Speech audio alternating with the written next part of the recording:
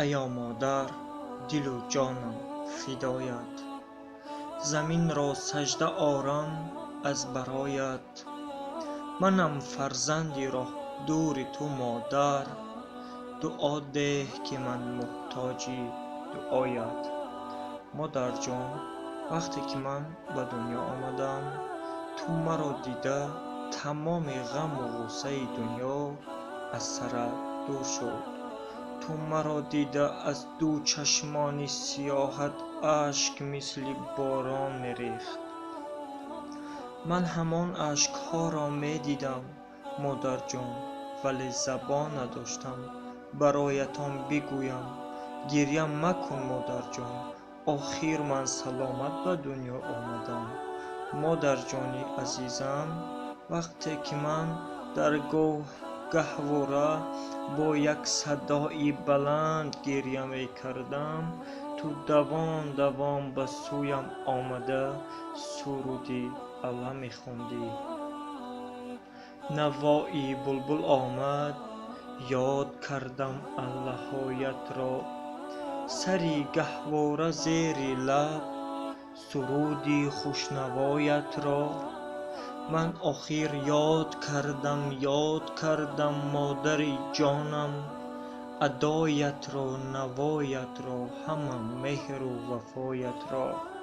آه همان صدایت مادر جانم. مادر جانم وقتی که من روی حولی بازی می کردم، تو از دور مرا نظارت می کردی و می گفتی خداوندا چه خیل فرزندی من زیبا است.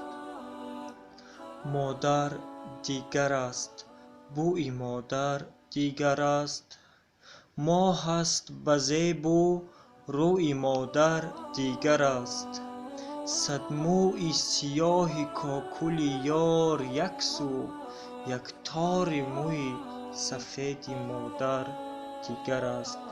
مادر جانی عزیزم وقتی که من آهسته آهسته کلان شدم، تو مرا از دستانم گرفته به مکتب می بردی و از در مکتب با بوسه های شیرینت به صنفخانه می گسیلاندی. مادر وقتی که من از مکتب به خانه برمی گشتم، به دروازه خانه می در اومدم، تو مرا دیده آغوش هایت را می گشادی مادر. من به درون آغوشت می در آمدم. آه همان بوی هایت مادر جانی عزیزم. تو خودت نخوردی و مرا خوراندی، تو خودت نپوشیدی و مرا پوشاندی، تو مرا از هیچ کس کمم نکردی و وایه رساندی مادر. اینقدر نازنین هستی، اینقدر مهربان هستی، دوستت می‌دارم مادر جانم. یک شب رنجی که مادر کشید، با دو جهانش نتوان برکشید. مادر چراغ خاندان است. السلام علیکم و رحمت الله.